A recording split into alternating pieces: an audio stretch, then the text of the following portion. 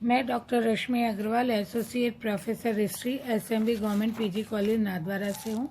हम first year history का second paper history of India, जिसका कालखंड 1000 से 1707 ईस्वी तक है, उसका अध्ययन कर रहे हैं। आज हमारा अध्ययन का विषय मुग़ल सम्राट हुमायूं है, जिनका शासनकाल 1530 से लेकर 1556 तक है। इस शासनकाल को हम 3 भागों में विभाजित करके अध्ययन करेंगे। मैं बता दूं, जो शासनकाल है उसमें 1530 से 1540 का हमारा एक अध्ययन होगा। हुमायूं का जो निर्वासित जीवन है, हिंदुस्तान छोड़कर जो वो काबुल, कंधार चले गए थे, ईरान चले गए थे, उसमें हम 1540 से लेकर 1555 तक उसमें हम अध्ययन करेंगे। उसके बाद भारत पर पुनर्विजय और उनकी मृत्यु 1555 के बाद वो वापस हिंदुस्तान लौटे और भारत के कुछ सीमांत क्षेत्रों पर उन्होंने विजय हासिल की और वापस से मुग़ल साम्राज्य की स्थापना करने का प्रयास किया था। तो वो हमारा अध्ययन का विषय 1555 से 1556 तक है, जिसमें 1556 में अंत में आकर उनकी मृत्यु को हमको स्पष्ट करना है। जो पूरा अध्ययन है हमारा इस तरह से, एक तरह से 1530 से 1556 तक का कंप्लीट हो जाएगा। हुमायूं बाबर के ज्येष्ठ पुत्र नासिरुद्दीन हुमायूं का जन्म 6 मार्च 1508 ईस्वी को काबुल के किले में हुआ था। हुमायूं की मां का नाम माहिन सुल्ताना था।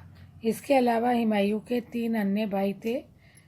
कामरान और अस्करी का जन्म गुलरुख बेगम से हुआ था, जबकि हिंदाल का जन्म दिलदार बेगम से हुआ था। कहा जाता है कि बाबर ने उसके जन्मोत्सव को बड़ी धूमधाम से मनाया था। बाबर ने अपनी आत्मकथा बाबरनामा में यह अंकित किया है कि जब हुमायूं 5-6 दिन का हो गया था, तब मैं चारबाग पहुंचा, जहां उसके जन्म का समारोह बड़ी धूमधाम से बनाया गया था। बाबर ने हुमायूं की शिक्षा का ठीक ठाक ही प्रबंध किया था। उसे तुर्की, अरबी, फारसी के अलावा सैनिक शिक्षा दी गई थी।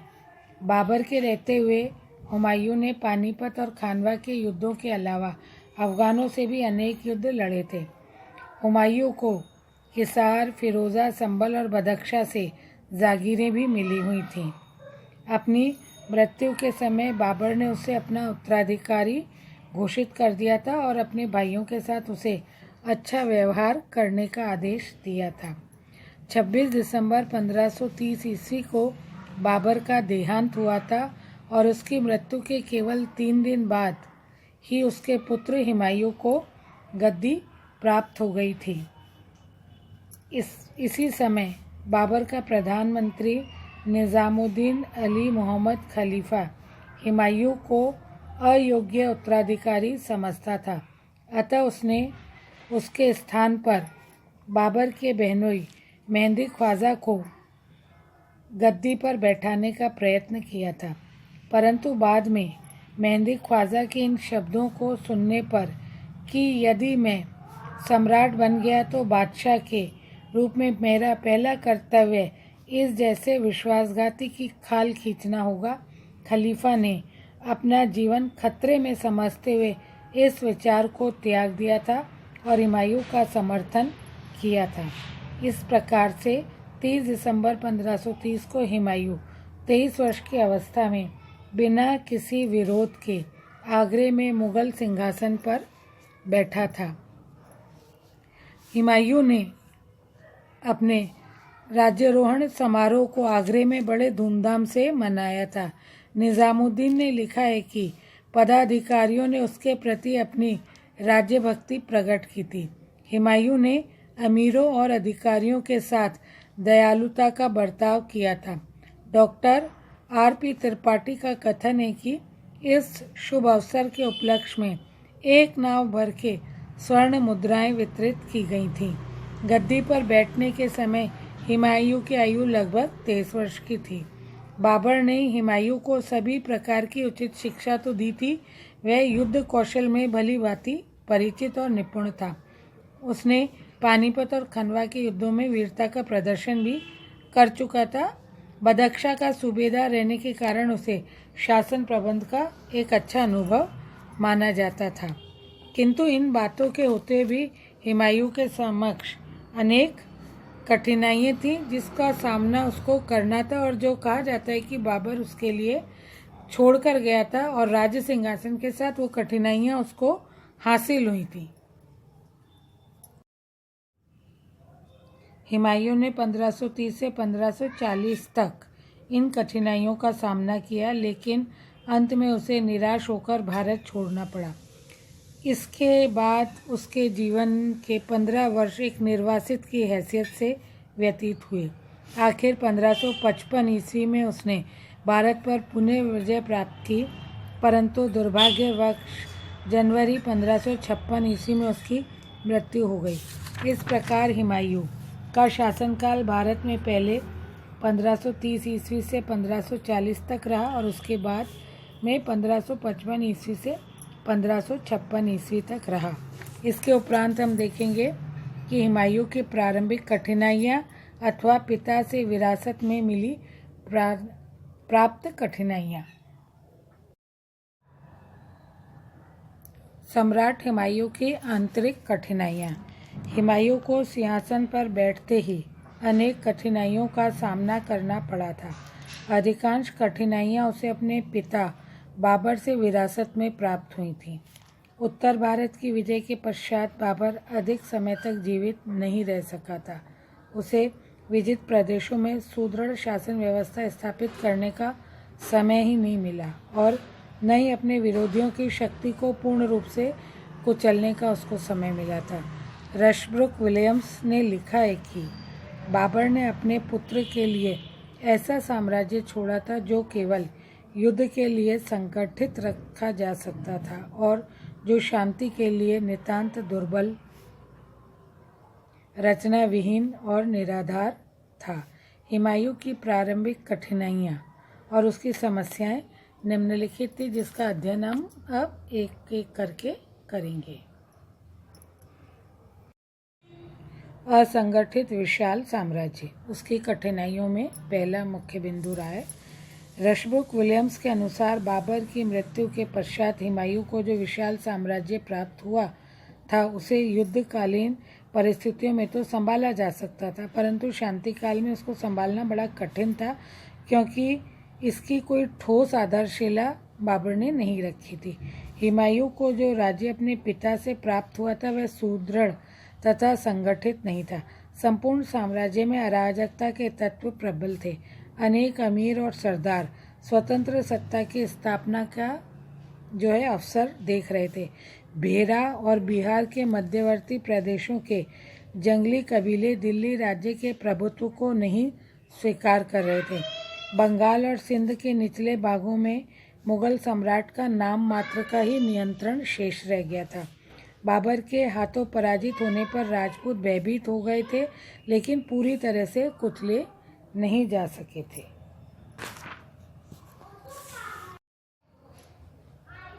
इसका कठिनाइयों के अंतर्गत जो दूसरा बिंदु हम लेंगे वो है रिक्त राजकोष। बाबर को भारत विजय में विपुल धन मिला था, लेकिन उसने अपनी अनुचित उदारता से उस धन को यूं ही खो दिया था। फलते हुमायूं को विरासत में रिक्त राजकोष ही हाथ लगा था। अतः हुमायूं के लिए यह भी भारी समस्या थी। बाबर ने पानीपत के युद्ध के बाद धन का भारी अपव्यय किया था। उसने इब्राहिम लोदी के प्राप्त राजकोष से अपने पुत्रों तथा अमीरों को बड़ी बड़ी धनराशियां दे दी थी।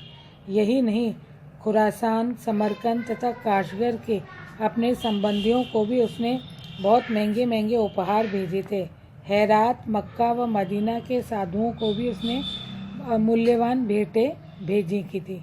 काबुल व बदख्शा में हर व्यक्ति को एक एक चांदी का सिक्का इनाम में दिया गया था। बाबर अपनी आत्मकथा में स्वयं लिखता है कि 1529 ईस्वी तक सिकंदर और इब्राहिम लोदी का कोष समाप्त हो चुका था और उसे अपने उच्च अधिकारियों पर 30% कर लगाना पड़ा था। अतः हुमायूं को गद्दी पर बैठते ही रिक्त राजकोष प्राप्त हुआ था। जैसा कि रशब्रुक विलियम्स ने कहा, हुमायूं की कठिनाइयों में उसकी आर्थिक अवस्था का बहुत बड़ा योगदान था।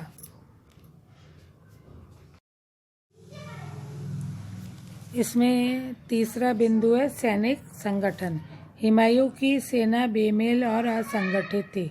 उसमें उज्बेक, मंगोल, ईरानी, अफगानी, चगतई आदि जातियों के सैनिक सम्मिलित थे, जिनकी भाषा और देश अलग अलग थे। फलस्वरूप इन सैनिकों में राज्य भक्ति और राष्ट्र प्रेम का पूर्ण रूप से अभाव था। वे सैनिक अपनी स्वार्थ सिद्धि के लिए राष्ट्रीय हितों का बलिदान करने के लिए भी तैयार रहते थे। स्पष्ट है कि हुमायूं इस प्रकार की सेना पर भरोसा नहीं कर सकता था। बाबर के संबंधी। हुमायूं के गद्दी पर बैठने के समय मध्य एशिया के कई शासकों के वंशज बाबर की सेना में उपस्थित थे और बड़ी बड़ी जागीरों को प्राप्त करके महत्वाकांक्षी हो गए थे। इनमें से कई के साथ बाबर ने वैवाहिक संबंध स्थापित किए थे, जिनमें मोहम्मद जमान मिर्ज़ा, मोहम्मद सुल्तान मिर्ज़ा, मेहंदी ख्वाजा आदि प्रमुख थे। बाबर के उनके प्रति किए गए सद्व्यवहार से अमीरों में भी उनका मान बढ़ गया था। राजवंश के होने के कारण इन मिर्जाओं का राजसी लोभ समाप्त तो नहीं हुआ था। बाबर के बहनोई मेहंदी ख्वाजा ने तो बाबर की मृत्यु पर ही सिंहासन को अपने अधिकार में करने का स्वप्न देखा था, यद्यपि वह सफल नहीं हुआ था। महमूद सुल्तान मिर्ज़ा और मोहम्मद जमान मिर्ज़ा ने भी समय समय पर हुमायूं के विरुद्ध विद्रोह किए थे और हुमायूं के लिए गंभीर कठिनाइयां व संकट उपस्थित किए थे। हुमायूं, अगला जो बिंदु है वो है हुमायूं के भाई। इन कठिनाइयों और परिस्थितियों से जूझते हुए हुमायूं को अपने भाइयों से सहायता प्राप्त हो सकती थी, किंतु दुर्भाग्यवश भाइयों का सहयोग उसे प्राप्त नहीं हुआ था। बाबर ने अपने सभी पुत्रों को शिक्षा तथा शासन अनुभव समान रूप से दिया था। कामरान, जो कि 15 वर्ष की अवस्था में काबुल का गवर्नर नियुक्त हुआ था, तथा हिंदाल, जो कि 12 वर्ष की अवस्था में बदख्शा का गवर्नर बना था, जबकि अस्करी 14 वर्ष की अवस्था में घाघरा की लड़ाई लड़ा था। बाबर अपने चारों पुत्रों को सुखी और संपन्न देखना चाहता था।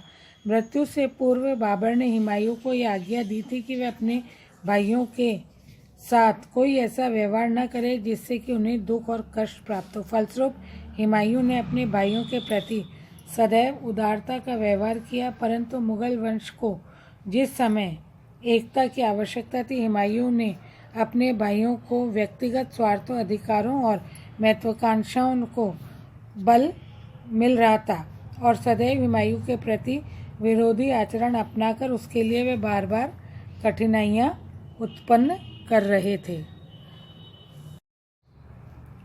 इतिहासकार लेनपुल का कथन है कि हिंदाल और अस्करी तो इतने खतरनाक नहीं थे जितना कि कामरान था, परंतु महत्वाकांक्षी तीनों भाई हुमायूं के लिए आजन्म कठिनाइयां ही उत्पन्न करते रहे थे।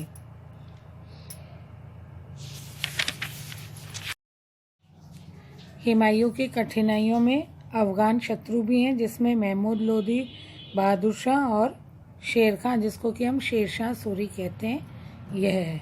अफगान सरदार भी हुमायूं के लिए भारी सरदर्द बन गए थे। अफगान सरदार यह नहीं भूले थे कि केवल 4 वर्ष पूर्व वे भारत के मालिक थे। ऐसे सरदारों में महमूद लोदी, बहादुर शाह और शेर खां आदि विशेष रूप से प्रसिद्ध थे। महमूद लोदी, जो कि इब्राहिम पूर्व के दिल्ली के सुल्तान इब्राहिम लोदी का भाई था, को बिब्बन तथा बायजीद नामक महत्वपूर्ण अफगानों का समर्थन पूर्ण रूप से प्राप्त था। बंगाल का अफगान शासक उसका निकट संबंधी भी था।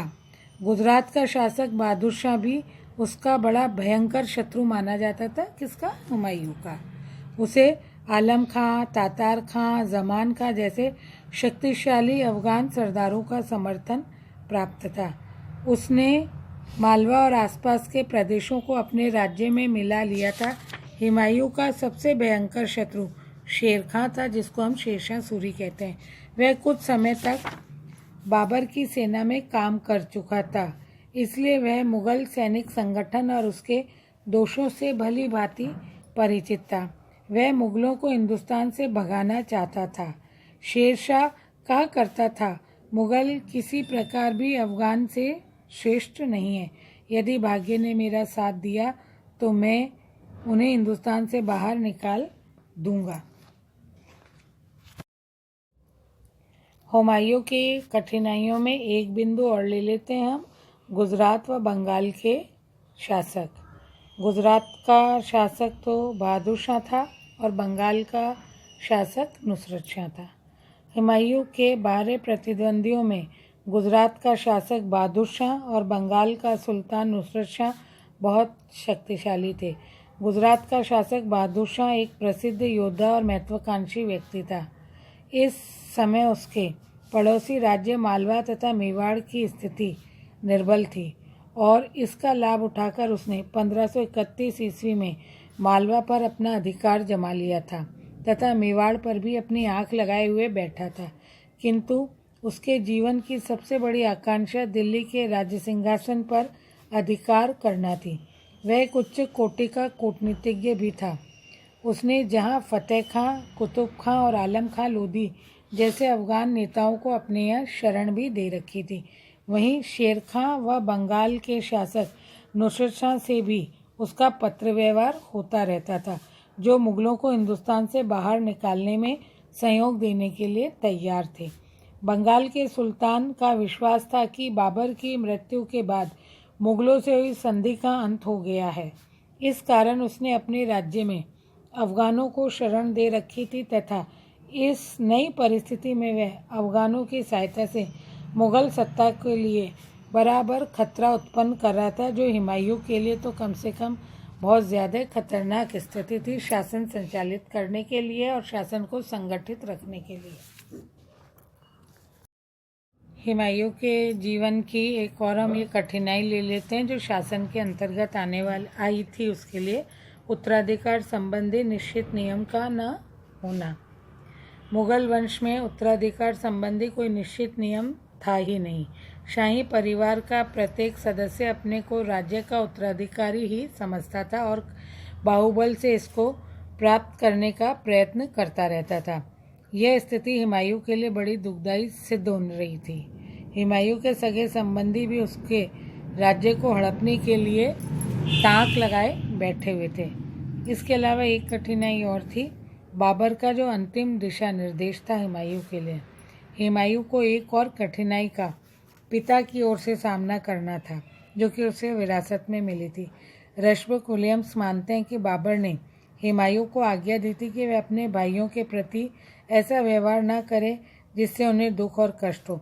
हुमायूं ने अपने पिता के आदेश को अंतिम समय तक पालन कर स्वयं हानि उठाकर अपने भाइयों के प्रति हमेशा एक दयालुता का व्यवहार रखा था। परिणाम स्वरूप उसने अपने भाइयों के कारण कई कष्ट उठाने पड़े थे। हुमायूं की चारित्रिक दुर्बलताएं। हुमायूं स्वयं का सबसे बड़ा शत्रु था। उसमें बाबर के समान बुद्धिमत्ता, सैन्य कुशलता, नेतृत्व और दृढ़ निश्चय का अभाव था। इतिहासकार लेनपूल ने लिखा है कि चारित्रिक बल तथा संकल्प शक्ति का उसमें अभाव था। जी जान से प्रयत्न करना और उसकी शक्ति से बाहर था। विजय प्राप्ति के थोड़ी देर बाद ही वह आलस में चला जाता था, जबकि उधर शत्रुओं गर्जन और उसके द्वार पर सुनाई दे रही थी। फिर भी वह अपने स्वभाव में दयालुता के कारण उन्हें दंड नहीं देता था। वह क्षमादान करता था। नम्र स्वभाव का मिलनसार होने के कारण नाजुक समय में भी अपना उचित निर्णय लेने में असफल रहता था और युद्ध क्षेत्र में जब उसे होना चाहिए था तब वह महल में हुआ करता था, जो उसकी चारित्रिक दुर्बलता का स्पष्ट प्रमाण था। इसी के साथ हुमायूं की जो कठिनाइयाँ थी आंतरिक और बाहरी, वो हमारा अध्ययन पूरा हुआ है। आगे हम इस अध्ययन को निरंतर जारी रखेंगे।